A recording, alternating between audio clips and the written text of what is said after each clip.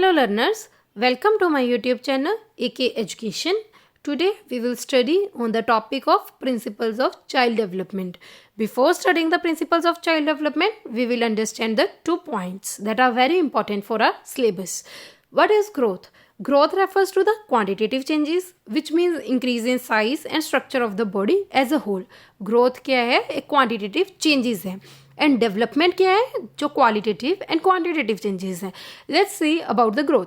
Growth एक quantitative changes है, जैसे कि हाइट इंक्रीज हो रही है, वेट इंक्रीज हो रहा है, physical growth as well as the internal organs increase होते हैं, वो ग्रोथ बताते हैं. Clear. And development refers to the qualitative and quantitative changes. It is defined as a progressive series of orderly changes. जो development है वो qualitative and quantitative changes refer करती है. कैसे? एक progressive series of orderly changes. First understand about the what is progressive. Progressive means कि एक progress हो रही है. जैसे कि हमेशा जो एक ग्रोथ होती है बच्चे की, एक डेवलपमेंट होती है बच्चे की, वो हमेशा फॉरवर्ड होएगी ना कि बैकवर्ड होएगी. जैसे हाइट है, हाइट हमेशा बच्चे की इंक्रीज होती रहती है, डिक्रीज तो कभी नहीं होती है. That what tells the progressive is. Progressive means कि एक प्रोग्रेस होती रहती है हमेशा. जो इंटरनल ऑर्गन्स होते हैं वो प्रोग्रेस होते रहते हैं बच्चे की. Clear. Orderly. Orderly refers that there is a relationship between changes taking place and they are well planned. Orderly क्या क्या मतलब है कि वो हमेशा एक well planned वे में ही changes आती रहती हैं बच्चे की डेवलपमेंट में. Clear. It is defined as a progressive series of orderly changes. Okay, कि एक जो डेवलपमेंट जो होती है वो हमेशा एक फॉरवर्ड डायरेक्शन में एक वेल प्लान्ड वे में ही होती है, ना कि डिक्रीज होती है. कभी भी डिक्रीज नहीं होती है. It tells us about the qualitative and quantitative changes. But जो ग्रोथ होती है वो क्वांटिटेटिव चेंजेस के बारे में ही बताती है. Clear. Now let's see about the what are the principles of the child development. Child's physical development involves changes. जो बच्चे की फिजिकल डेवलपमेंट में उसमें कैसे चेंजेस आ रहे हैं, जैसे कि change in size, change in proportion, changes in features, changes in motivation. Firstly understand about the changes in size. Changes in size का क्या मतलब होता है? जैसे कि physical changes in height, weight, circumference and internal organs. जो physical changes हैं वो बच्चे की हाइट में, वेट में, सर्कमफ्रेंस एंड इंटरनल ऑर्गन्स. जैसे कि बच्चा जब छोटा होता है, छोटे से लेकर अडल्ट तक होते होते उसके हाइट में, उसके वेट में, उसके इंटरनल ऑर्गन्स में चेंजेस आती रहती हैं. That what tells about the change in the size. Change in proportion. Change in proportion क्या है? Is the increase in age, the proportion of child length increases. Thus the body weight keeps increasing in the same proportion. जैसे जैसे बच्चे की as increase होती जाती है उसकी हाइट इंक्रीज होती जाती है बच्चे की. That what is the change in the proportion. Clear. Increase in age, the proportion of the child length increases. Changes in the features. Features कैसे? During the development changes in features like change in colour, form, gate can easily be scene.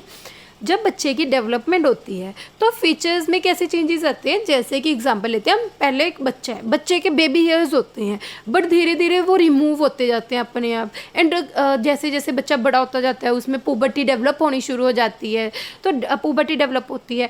That what comes in the changes in the features. Changes in motivation. There is a noticeable change in motivation as a child moves from infancy to adulthood. Things that motivate children during childhood lose their attraction as they grow up. जैसे जैसे infancy से लेकर एक बच्चा adulthood की stage तक पहुंचता है, ड्यू टू एक्सपीरियंस उसके मोटिवेशन भी चेंज होती रहती हैं. ठीक है. जो उसके बचपने वाले जो बच्चे बचपने में उसके मोटिवेशन होती है वो लूज़ होकर अडल्टहुड, जैसे जैसे अडल्टहुड में पहुंचता है उसे और ज़्यादा मोटिवेट होता जाता है बच्चा, अपनी एक्सपीरियंसिस के थ्रू मोटिवेट होता जाता है. That what tells about the changes in the motivation. Now, what are the physical development changes? That is the changes in the size, changes in the proportion, changes in the features and changes in the motivation. Clear? Now, let's discuss about the second principle, that is the early development is more critical than the later one. Early development का क्या मतलब है कि जो पहले 5 साल होते हैं बच्चे के वो ज़्यादा क्रिटिकल होते हैं देन द लेटर वन से.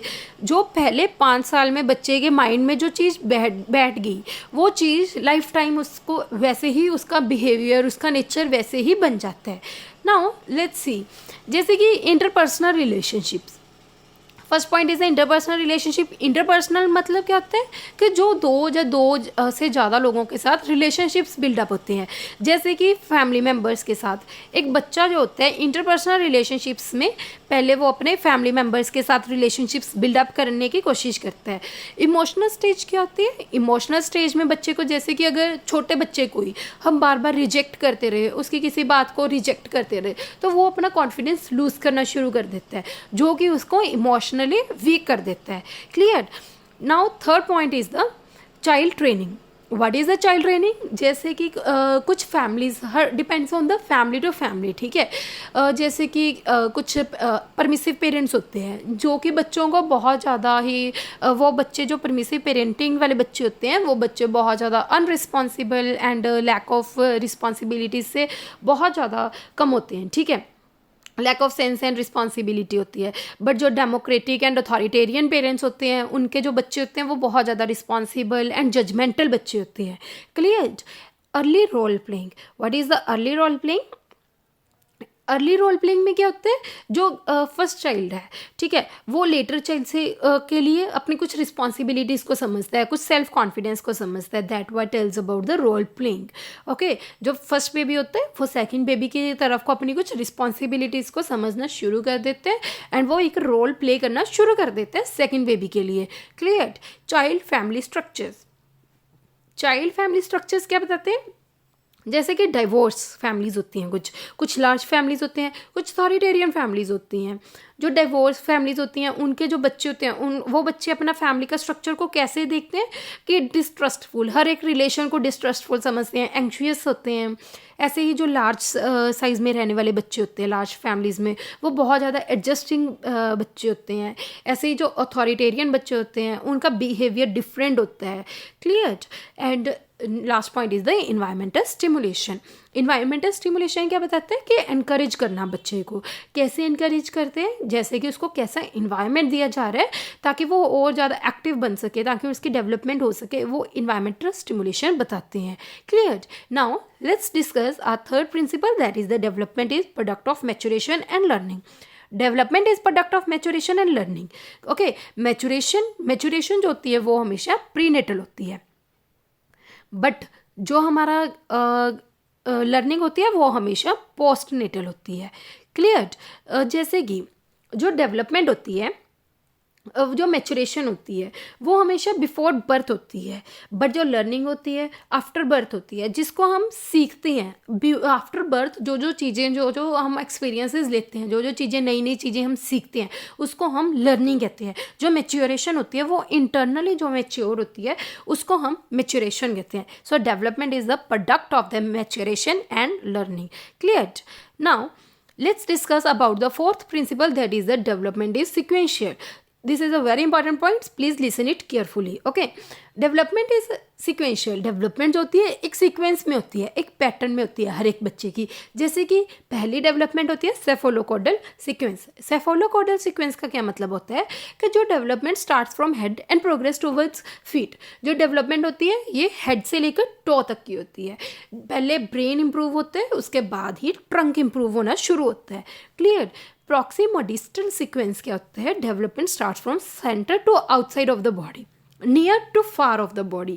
क्लियर? सेंट्रल का मतलब क्या है? हेड एंड ट्रंक से लेकर जो आउटसाइड का मतलब हो गया लिम्स एंड आर्म्स तक की जो डेवलपमेंट होती है उसे हम प्रॉक्सिमोडिस्टल सीक्वेंस कहते हैं। Clear? Now, our fifth principle, that is the development pattern has predictable characteristics. Development pattern has predictable characteristics. First is the development from general to specific response. जो डेवलपमेंट होती है वो हमेशा एक स्टेप वाइज डेवलपमेंट होती है, ठीक है। जनरल से स्पेसिफिक रिस्पांस का मतलब क्या है कि एक फीटस है, फीटस पहले पूरी बॉडी में मूव करता है, बट धीरे धीरे स्पेसिफिक रिस्पांस का क्या मतलब हो गया कि फिर उसके सिर्फ हाथ मूव हो रहे हैं, जब पैर मूव हो रहे हैं उसको हम कहते हैं कि स्पेसिफिक रिस्पॉन्सेज होते हैं, ठीक है। Development proceeds at different rates. जो डेवलपमेंट है हर बच्चे की वो डिफरेंट स्पीड से डेवलपमेंट होती है। जैसे कि अर्ली एडोलसेंट में फीट, हैंड, नोज डेवलप हो जाते हैं।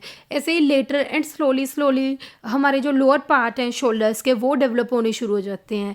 जैसे कि एडोलसेंस में काफ़ी रैपिडली डेवलपमेंट होती है, बट जब बॉर्न होता है बेबी उसकी धीरे धीरे डेवलपमेंट बिल्कुल स्लो हो जाती है। जो हार्ट है, लीवर है, डाइजेस्टिव ऑर्गन्स है, वो धीरे धीरे डेवलप होने शुरू होते हैं। तो वो सब बताते हैं कि हर एक बच्चे की डेवलपमेंट डिफरेंट डिफरेंट रेट्स पे होती है। Clear. Physical and mental development correlate with each other. जो मेंटल डेवलपमेंट है लाइक कि जो ब्रेन की डेवलपमेंट है एंड जो हमारे ऑर्गन्स की डेवलपमेंट है वो एक दूसरे को कोरिलेट करते हैं। Clear. Now our sixth point is there are individual differences in development.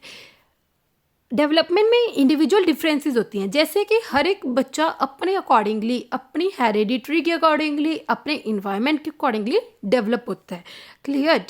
Now our next point is every stage has its own characteristics. Every stage has its own characteristics. जैसे कि prenatal period, जो prenatal period होता है जैसे कि हमने पिछली slide में बताया था कि बिफोर बर्थ का जो पीरियड होता है वो होता है कंसेप्शन से लेकर बर्थ तक का पीरियड। क्लियर। इन्फेंसी पीरियड कौन सा होता है? इन्फेंसी पीरियड होता है 0 to 2 वीक्स का, जो 0 to 14 डेज का।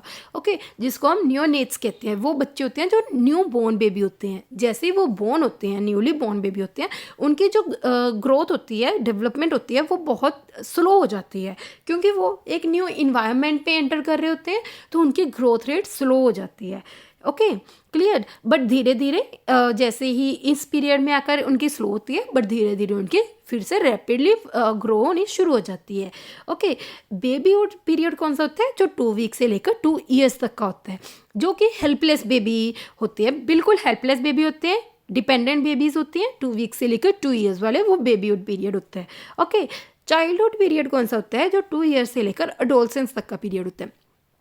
2 ईयर्स से लेकर 6 ईयर्स तक का, इसको हम 2 पार्ट्स में एडोलसेंस पीरियड्स को डिवाइड करते हैं, जैसे कि 2 ईयर्स से लेकर 6 ईयर्स का एंड 6 ईयर्स से लेकर 13 ईयर्स तक का।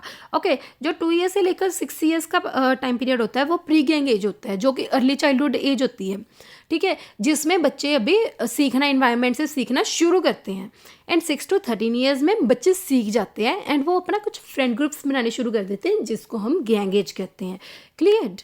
Now our fifth point is the puberty. Puberty in girls, 11 to 15 years में गर्ल्स में पुबर्टी आनी शुरू हो जाती है एंड 12 to 16 ईयर्स तक की बॉयज़ में पुबर्टी आनी शुरू होती है। ओके। एंड जो ओवरलैपिंग पीरियड होता है वो 13 to 15 ईयर्स तक का ओवरलैपिंग पीरियड होता है। ओके। क्लियर। पुबर्टी मीन्स कि अडल्ट बॉडी में कन्वर्ट होनी शुरू हो जाती है, जो चाइल्डहुड बॉडी होती है उसको। Okay. Now our next principle is the heaviest development task. Heaviest development task is the 0 to 6 years. Okay. उसमें हैविगस्ट ने अपने डेवलपमेंट टास्क में क्या बताया कि जो 0 to 6 ईयर्स के बच्चे होते हैं वो जैसे कि चलना सीख जाते हैं, सॉलिड फूड्स लेना शुरू कर देते हैं, वो बात करना सीख जाते हैं, वो अपने फेसेस को कंट्रोल करना सीख जाते हैं, उनको गर्ल्स एंड बॉयज़ में डिफरेंस समझ आना शुरू हो जाता है, सेक्शुअल मॉडेस्टी को समझना शुरू कर देते हैं, फिजियोलॉजिकल स्टेबल हो जाते हैं, छोटे छोटे सिंपल कंसेप्ट्स को रियलिटीज़ के जो सिंपल कंसेप्ट्स हैं उनको अपने बनाना शुरू कर देते हैं, पेरेंट्स के साथ इमोशनली अटैच हो जाते हैं एंड उनको सही एंड गलत का समझ आना शुरू हो जाता है। That what tells about the 0 to 6 years. Okay. And 6 to 12 years में हैविगस्ट ने क्या बताया कि बच्चे अपने फिजिकल स्किल्स को लर्न करना शुरू कर देते हैं, जैसे कि उनको बॉल पकड़ने समझ आनी शुरू हो जाती है कि कैसे कैच करनी है। ओके। वो अपना कुछ होलसम एटीट्यूड बिल्डअप कर लेते हैं, वो अपने एज मेट्स के साथ घूमना शुरू कर देते हैं, उनको पता चल जाता है कि कैसे सोसाइटी में लीव करना है, वो रीडिंग, राइटिंग एंड कैलकुलेट करना इजीली शुरू कर देते हैं। Okay. That what the Havighurst have told in their development task. Thank you so much learners. If you like our video, please like, subscribe and share our video and comment below if you have any queries and press the bell icon so that you get all the notifications of our next classes. Thank you so much learners.